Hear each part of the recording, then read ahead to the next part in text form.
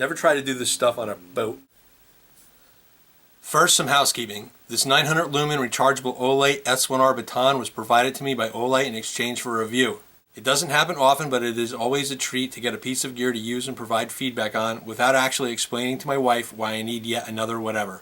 So a big thank you to Olight for the opportunity. Okay, this is the box. Yippee. Inside the box, besides the flashlight, you're going to find an installed, customized RCR123A 3.7 volt lithium cell, sometimes referred to as a 16340. Now be sure to remove the insulating sleeve.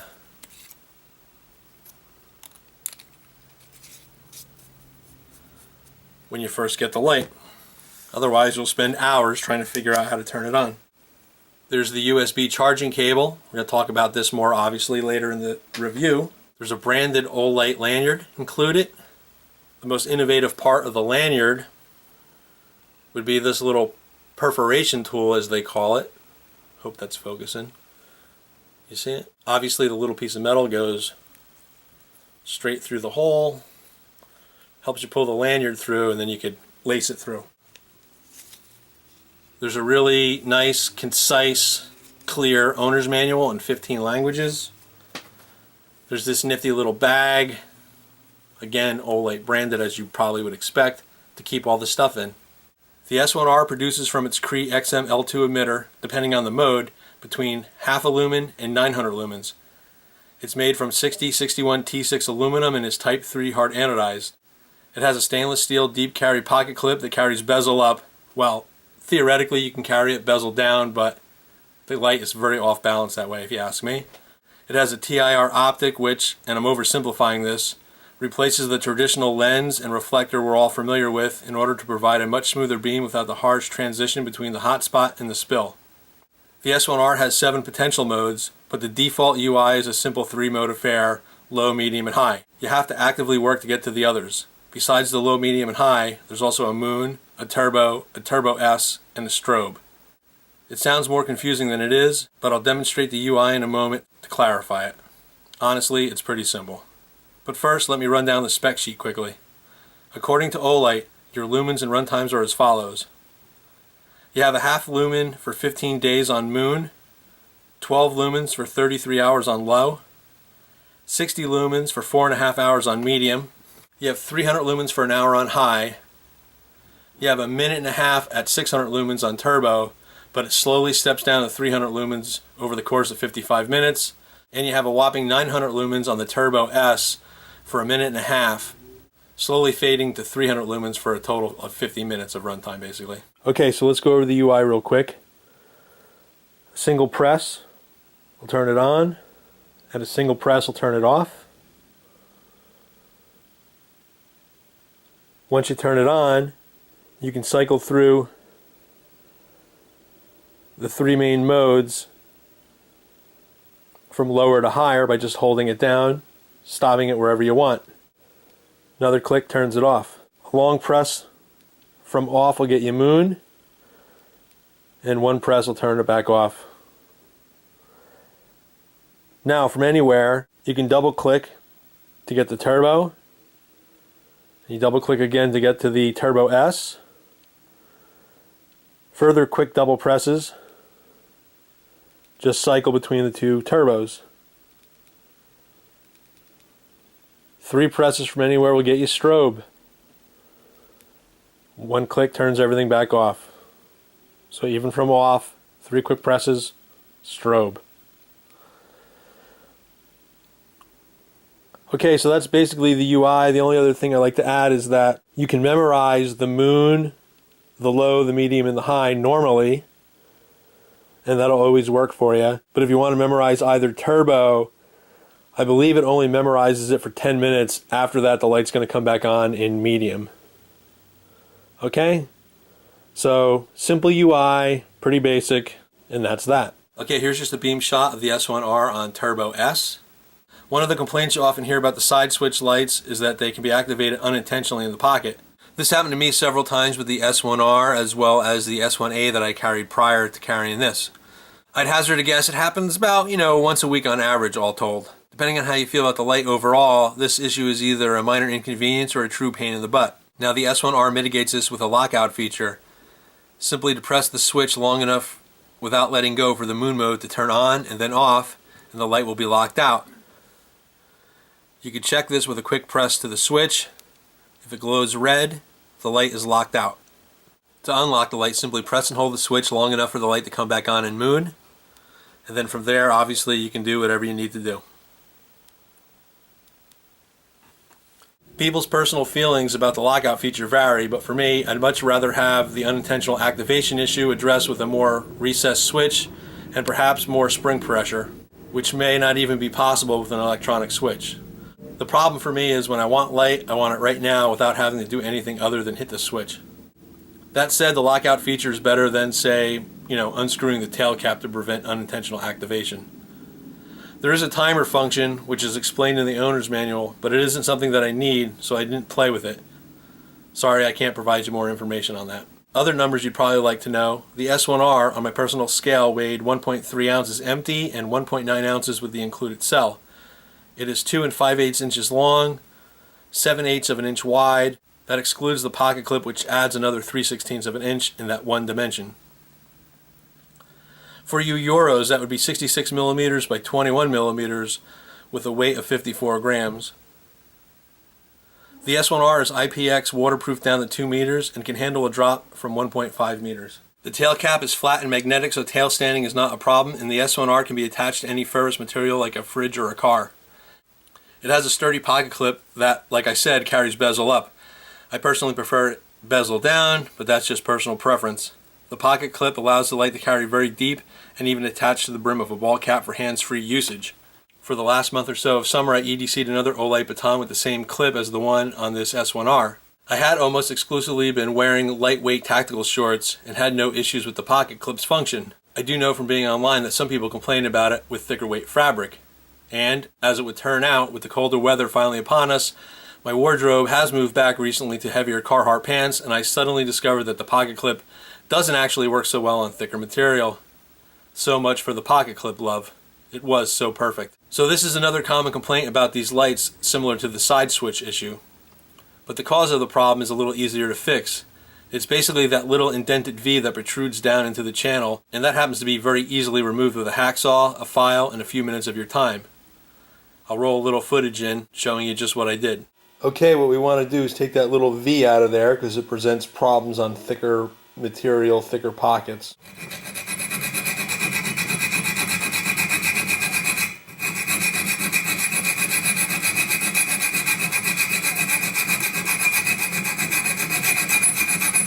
Because I'm an EDCer, I'm going to use the file on my Leatherman.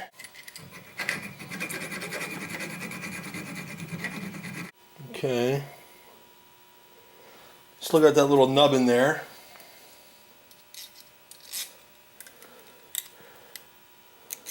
But a little bit of file and I'll get rid of it. I won't keep you guys any longer, but that's basically all you need to do. A little bit more file work, and pretty much made this clip 100% perfect now. If only Olight would put it bezel down, we'd be all set. Olight, if you ever see this, please just do away with the silly little V, as the pocket clip works just fine without it, and removing it makes a noticeable difference on how easy it is to clip the light to sturdy workwear or heavy clothing. Well, that pretty much covers the flashlight as a standalone item. Now let's take a look at the included USB charger, shall we? Okay, the charger is about 20 inches overall in length. It has a USB connector on one end and a proprietary magnetic connector on the other, which mates with the SR1's tail cap, thus allowing you to charge the cell without removing it from the light. It glows either red or green right here where the cable enters the round portion, depending on whether it is actively charging or is finished. While it's charging, the indicator light's going to be red. When it's done charging, it'll be green. Obviously, when it's done charging, this would probably still be connected, but in order to show you now, I had to pull it off of there. Olight also sells, but I did not test, a desktop fast charger, which may be something you should consider if you decide to go all in with this system. The MSRP on the docking station is $10. Now this charger has a charge current of 750 milliamps. and some people feel like it is a little too much for a small cell like this Olight 16340, as it only has 550 milliamp hours of capacity. But that takes us into the flashlight science, and honestly, I'm not the guy for that conversation. Just be aware of the debate and do your own due diligence, okay? Now, these Olight chargers only work with the proprietary Olight cells, and you can't charge other 16340 cells with the included charger. But the provided Olight cell can still be charged in the regular chargers that we all have, despite having that negative ring circling the positive terminal. Personally, it seems like that might be a little risky, but hey, what do I know? The positive terminal is facing the rear of the light. Right there. So be mindful of this anytime you install a fresh cell, as it is quite literally 180 degrees from what we're all used to. Speaking of installing fresh cells, while you can obviously just recharge the proprietary Olight cell without ever removing it from the light, if you run it dry and want or need to put in a replacement cell, the light will run just fine on any 16340 or CR123A primary, though with this latter option, you lose, in theory, the turbo modes. I say in theory because I did have regular turbo for a short period of time with a fresh CR123A Duracell Ultra. Of course, your mileage may vary. Since we're talking about the cell, let's take a closer look at it and you'll see something not found anywhere else. This would be the aforementioned negative ring that circles the positive terminal. That's actually a second negative contact point that is connected to the other negative terminal at the bottom of the cell. Both the positive and negative terminals on the battery mate perfectly with their counterparts inside the tail cap, so that the charging current is actually going into and out of the cell through the tail cap all at the same time. Pretty freaking ingenious, don't you agree? Anyway, please just remember to put any cell you're using in backwards, with the positive end facing the tail cap and the negative end pointed toward the emitter. I'll just add that the relatively large metal interface between the charger and the tail cap seems like it would be much more durable compared to the micro USB plug or the other plug types that are typically used in rechargeable flashlights these days. The connection, due to the magnetic field I suppose, is self-centering. Okay, so that's all really innovative, and kudos to Olight for producing it. It's actually very cool, especially for us flashlight geeks, but more importantly, it actually works like a charm. I fueled up the cell from wall warts, battery packs, the computer itself, and a USB outlet in my truck. It's great to have options. There are, however, downsides to the system that center on the proprietary nature of it. For starters, the fact that the cell goes in the light backwards can be a problem if the light will be used by the uninitiated. You also have to worry that they will try to charge a cell that is incapable of being charged with this setup. Now, the S1R has reverse polarity protection circuits, and a traditional cell does not have the extra negative contact ring, so I don't believe there could be catastrophic meltdowns or anything, but, Murphy is always present, and for those who are risk adverse like me, they may not think the juice is worth the squeeze, innovative or not. Aside from that issue, while the charger will let you charge up from a variety of sources, and it is small enough to be taken along as an EDC item, it does you no good if you run low on power and still need to use the light. Now, of course, you can always carry a spare cell, but to really make full use of the system, I think you would likely have to source more of these customized Olight RCR123A cells. Olight has them for a reasonable $5.50 on their site, but will they be available in the future? Perhaps it's a minor concern, but something to think about nonetheless. I mean, we've all been caught short before. Compared to the other single CR123A and 16340 lights I own, the S1R is downright diminutive. Okay, just for the fun of it, let's check out the S1R compared to some of the other CR123A and 16340 lights I own. Here's a C10R by Sun Wayman. It's similar in size as far as the length, but it's much fatter. Let's check it against the Sun Wayman M11R. Again, a little bit fatter in the front, a little bit longer. Neither of those lights come anywhere close to it as far as outright power. Let's check it out next to a couple single cell P60 lights. This one is an Ultrafire 501A, and this is a Solar Force generic P60. I believe it's an L2M. They're both enormous compared to the S1R. Pretty much in every dimension, right? You do have some options with those P60s as to what kind of drop-in you put in there, but still can't really compete with the S1R. I'm going to show you two Romisons now. One's an RC-A4, which is a clone of a Sipic SK68, and the other is an RC-C3 light. Neither one put out more than 200 lumens, if I remember correctly. This one is much bigger in every dimension. This one's not bad. Similar in length, similar in width, but again, the performance suffers on that, comparatively speaking. Let's compare it to some other Olight, shall we? This is a TC10 flashlight. Longer, the diameter is roughly the same. Now this beats it on size, as it's a little bit shorter and a little bit less in diameter, and that happens to be a Olight i1 EOS. Basically, it's a 3-mode twisty switch light. Okay, but again, while it's much smaller, it certainly doesn't have anywhere near the performance. For size reference, let's just check it out next to some cells. There's an 18650. There's a standard CR123A. So, you know, not much bigger than an 18650. A little bit fatter in diameter, but pretty great overall. So this is a very, very tiny light. As you can see, this is truly a piece of kit you can quite literally forget you are carrying. Okay, so this S1R is an incredibly small yet extremely bright light. No doubt about that. But who is it ideal for? Well, anyone who wants a small high output light. No duh. Thanks for pointing out the obvious, TH. You're the best. Hey man, no problem. Glad I could help. But seriously, if you're a minimalist EDCer, it's going to be difficult to find so much performance in such a small package. Factor in how compact and size efficient the charger is, and you can see you really have a winner on your hands if you're a minimalist weight weenie. So, the SR1 is a viable EDC item, for sure. But I think it would be especially compatible for someone who only has one light. You get this S1R Baton and a couple of those customized Olight rechargeable cells, and you pretty much have everything you need without having all sorts of extra gear to deal with. In this way, even at the full MSRP of $65, $75-ish with the 2 extra cells, this S1R is a pretty economical all-in-one solution. I think too that this would be a fantastic vehicle light.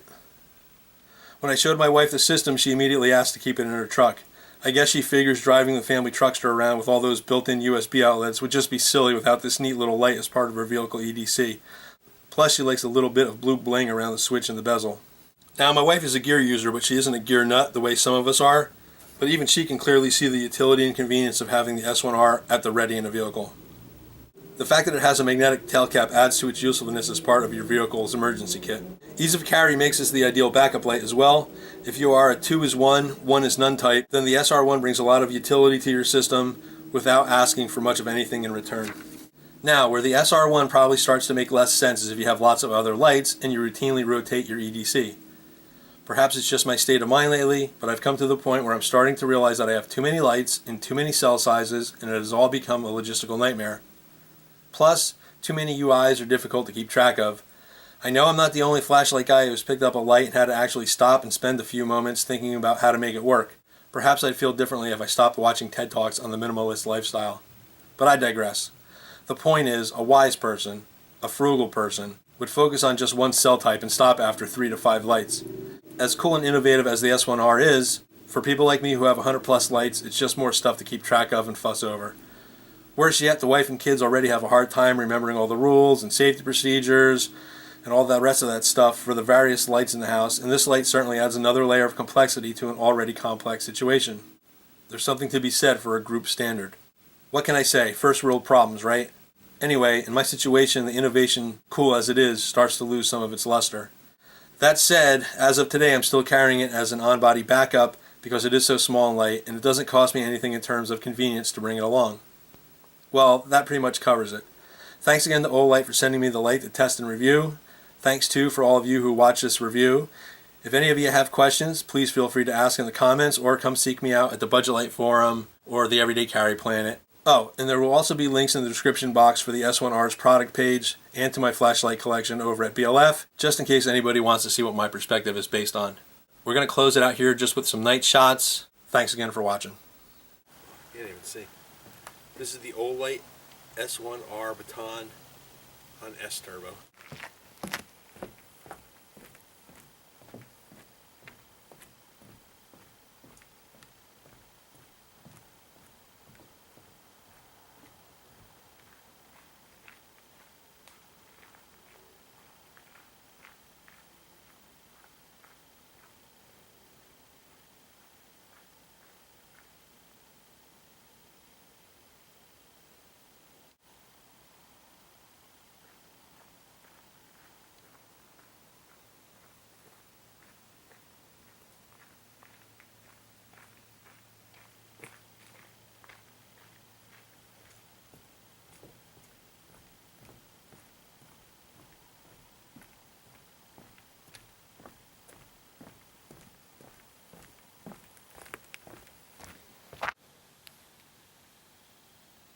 S1R Moonlight.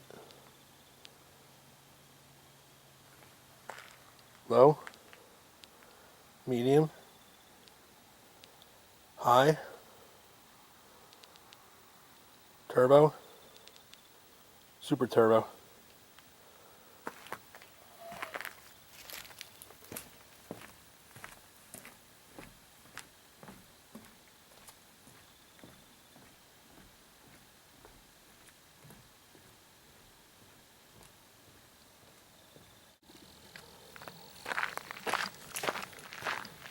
Okay, this is me navigating back to my truck.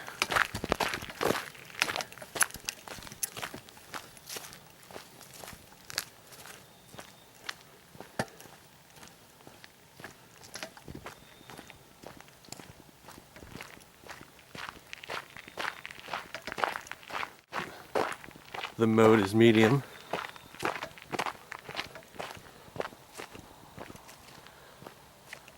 That's the gate on the other side of the parking lot. How cool is that?